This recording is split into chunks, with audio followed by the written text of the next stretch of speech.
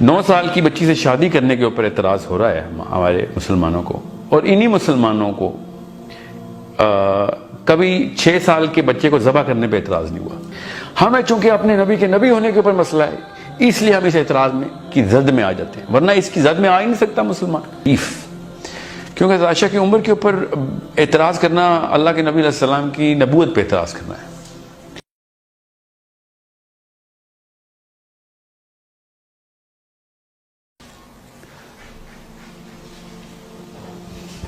السلام علیکم۔ وعلیکم السلام۔ اچھا، یہ ایک بڑا کامن ایشو ہے ہمارا، اور اکثر اس کے اوپر بڑی ڈبیٹس بھی ہوتی ہیں کہ حضرت عائشہ کی ایج جو ہے ان کی شادی کے وقت، وہ عام طور پہ کہا جاتا ہے کہ وہ 9 سال یا کہ جگہوں پہ آتا ہے تو 6 سال۔ تو یہ ایک بڑا مشکل معاملہ ہے مسلمانوں کے لیے کہ اس کے اوپر بڑا اعتراض اٹھایا جا رہا ہے پوری دنیا کے اندر، تو اس کو آپ کیسے ایکسپلین کرتے ہیں؟ دیکھیں، حضرت عائشہ کی عمر پہ اعتراض کرنا جو ہے نا، 2 سطح کے اوپر اس کا آپ کا جو سوال ہے نا اس کی 2 شاخیں ہیں۔ ایک تو یہ کہ کیا یہ بات تحقیق سے واضح ہے کہ حضرت عائشہ کی عمر اتنی تھی؟ تو کافی جگہوں کے اوپر اس نے کمپلیٹ اینگلز سے ملتی ہے۔ ایک حدیث جو ہے تو ابو بکر کے ساتھ جب پہلی دفعہ یہ بات کی اللہ کے نبی علیہ السلام نے کہ اللہ کی طرف سے یہ حکم آیا ہے، تو ان کا جو ریئیکشن تھا وہ بھی ریکارڈڈ ہے۔ سو یہ بات جو سوچنا کہ کیا یہ بات صحیح ہے کہ نہیں، تو اس میں تو کوئی شک کی گنجائش نہیں ہے۔ ایک بڑی عمومی رائے چل رہی ہے آج کل یوتھ میں کہ نہیں، یہ تو مورخین نے خود ہی لکھ دیا، اصل میں ایسا کچھ نہیں تھا۔ ان کے اندر پھر ایک مسئلہ ہے، ان کی سائیکالوجی میں ایشو آ چکا ہے۔ میں آپ کو ایکسپلین کرتا ہوں وہ کیسے، کیونکہ اس سے جو دوسرا پوائنٹ نکلتا ہے وہ یہ ہے کہ آپ کو یہ مسئلہ کیوں درپیش آ رہا ہے کہ حضرت عائشہ کی عمر کیا تھی۔ That actually is indicating a problem in your basic psychological construct of your belief. کیونکہ حضرت عائشہ کی عمر کے اوپر اعتراض کرنا اللہ کے نبی علیہ السلام کی نبوت پہ اعتراض کرنا ہے۔ میں اس کو ایکسپلین کرتا ہوں، کیونکہ یہ سارے واقعات اللہ تعالیٰ کے ہاں کوئی کوئنسیڈنس نہیں ہوتے۔ اللہ تعالیٰ ہر چیز بائی ڈیزائن کروا رہے ہوتے ہیں، اسپیشلی اپنے انبیاء کے اوپر۔ تو وہ قیامت تک کے آخری بندے نے جو پیدا ہونا ہے اس کے لیے اس کی رہنمائی ہو رہی ہوتی ہے ایک ایونٹس کے ساتھ، جو کہ کسی بھی نبی کے ساتھ ہو رہا ہو، اسپیشلی جو قرآن پاک میں آ جائے، جو پروفیٹ صلی اللہ علیہ وسلم کے ساتھ ان کی لائف میں ہوا۔ So whenever we actually start to or when we get a question, especially in the West, کہ your prophet married a 9-year-old, so you have to actually naturally have a disposition that he's actually conflicting to the very pedestal of prophethood of our Prophet صلی اللہ علیہ وسلم، ورنہ تو یہ مسئلہ ہونا نہیں تھا۔ تو جب مسلمانوں کو خود بھی اس بارے میں الجھن شروع ہو جائے تو اس کا مطلب ہے ان کی اللہ کے نبی صلی اللہ علیہ وسلم کی نبوت کے اوپر جو ایمان رکھنا ہے نا، اس کے وہ ڈگمگا گئے۔ میں اس کا ثبوت دیتا ہوں کو سائیکالوجی سے۔ 3000 سال پہلے قرآن پاک سے اللہ کے نبی صلی اللہ علیہ وسلم کی شادی سے 3000 سال پہلے زیادہ عجیب و غریب واقعہ اور واقعات کی لسٹ پہ ہم بھی کبھی اعتراض نہیں کیا۔ 9 سال کی بچی سے شادی کرنے کے اوپر اعتراض ہو رہا ہے ہمارے مسلمانوں کو، اور انہی مسلمانوں کو کبھی 6 سال کے بچے کو ذبح کرنے پہ اعتراض نہیں ہوا۔ کبھی بھی نہیں میں نے سنا، اسپیشلی ویسٹ میں، کہ 6 سال کا بچہ حضرت ابراہیم نے ذبح کیوں کیا اپنے بیٹے کو؟ تو انہوں نے تو چھری چلا دی تھی، ٹھیک ہے، وہ تو بعد میں ایک بکرا آ گیا نا ادھر، تو دمبا آ گیا، ورنہ تو نبی نے تو چھری چلا دی تھی، اور یہی تو امتحان تھا اس کا۔ اور یہ کوئی امتحان نہیں ہے کہ اللہ کے نبی صلی اللہ علیہ وسلم نے عائشہ سے شادی کی، امتحان تو زینب سے شادی کرنے کے اوپر تھا، ٹھیک ہے۔ وہ تو عرب نے اعتراض کیا تھا، آپ کے نبی صلی اللہ علیہ وسلم نے اس اعتراض کو کیسے کاؤنٹر کیا، تو ہم اس کا آنسر دے رہے تھا، مگر چونکہ مسلمانوں کا علم بھی ذرا کم ہے، ان کو حضرت زینب کی شادی کا پتہ بھی نہیں ہے زیادہ تر کو، تو ویسٹ جو ہے وہ اس بارے میں اس لیے وہ زیادہ بات چیت نہیں کرتا۔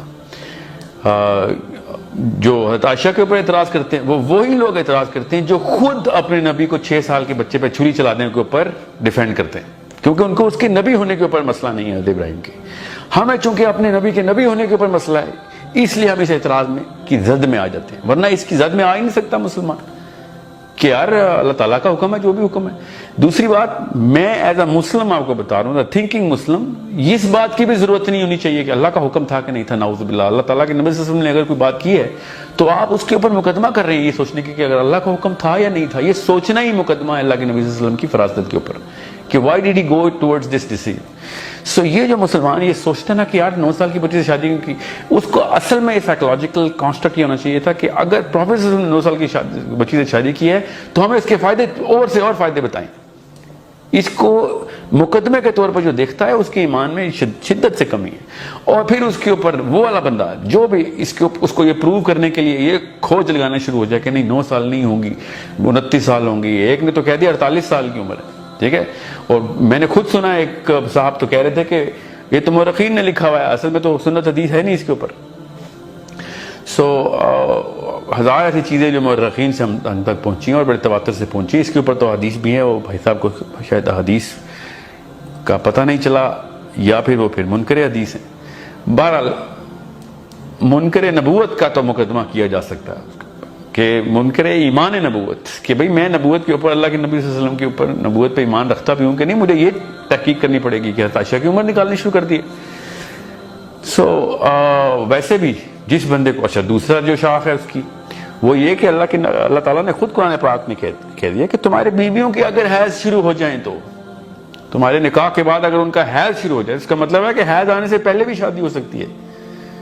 تو یہ تو پتہ نہیں کیسے ڈیفینڈ کریں گے آج کل کے جو ہے نا لیفٹ ریڈیکل مسلمز کہ جو چائلڈ میرج کے خلاف ہوئے ہیں, ان کو how do they actually settle their psychology کہ جب قرآن پاک کی یہ آیت پڑھتے ہیں وہ یا تو پڑھتے ہی نہیں یا پھر وہ ان لوگوں میں بیٹھے جن لوگوں نے اعتراض تو کیا ہے قرآن پاک میں اور انہوں نے ان کو قرآن نہیں سکھایا اس, کیونکہ یہ تو معترضین سے قرآن سیکھتے ہیں نا ہمارے ویسٹرن مسلمز جو ہیں.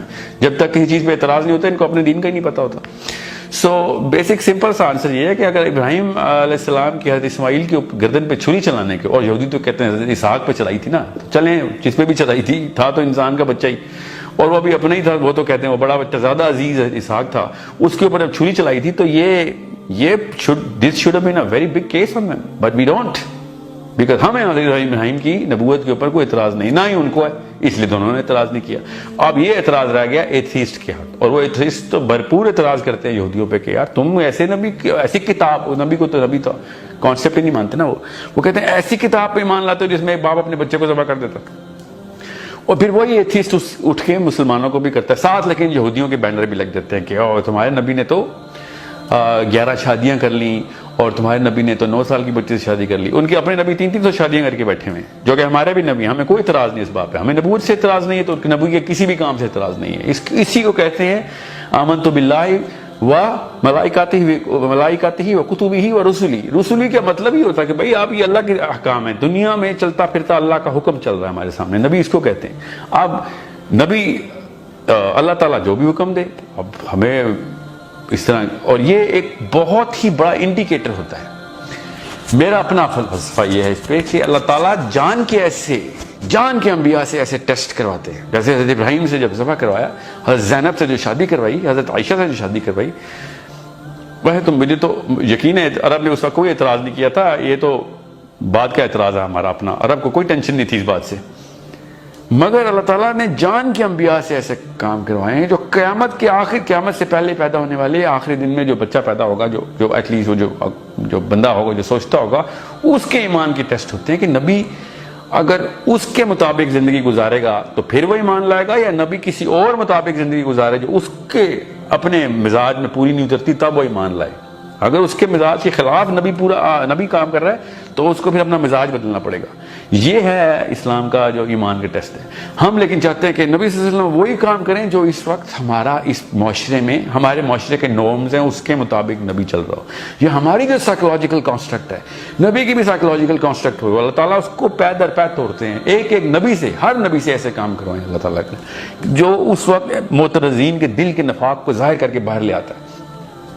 اور یہی بات ہے کہ میں سائنس کی بنا پہ اسلام کے اوپر ایمان کے خلاف ہوں.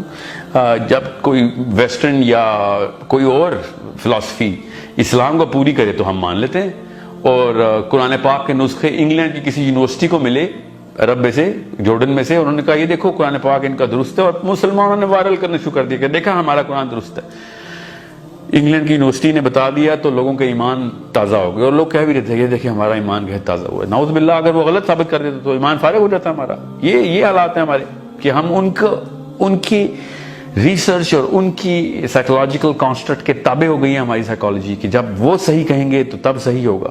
ہمارا ایمان اثر نو اس کی تجدید ہونے والی ہے اگر ہم اس طرح کی باتیں سوچ رہے ہیں. یہ سوال کرنا ہی آپ نے اس ایمان کے اوپر درار ڈالنا ہے کہ یار اللہ کے نبی صلی اللہ علیہ وسلم نے شادی کیوں کی, اللہ تعالیٰ کے نبی صلی اللہ علیہ وسلم 100 شادیاں کرتے, ہمیں کیوں اعتراض کرنا تھا؟ عجیب سی بات ہے.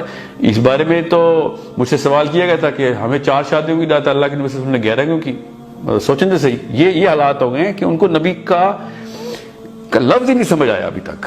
اور رسول تک تو بہت بات کی بات ہے, رسول تو فلسفہ لے کے آتا ہے نا, نبی فلسفہ تو نہیں لے کے آتا, پرانے فلسفے کو آگے پورا کرتا ہے. رسول کا تو بہت آگے کا مقام ہے جو ان لوگوں کو کیا سمجھ آنا ہے.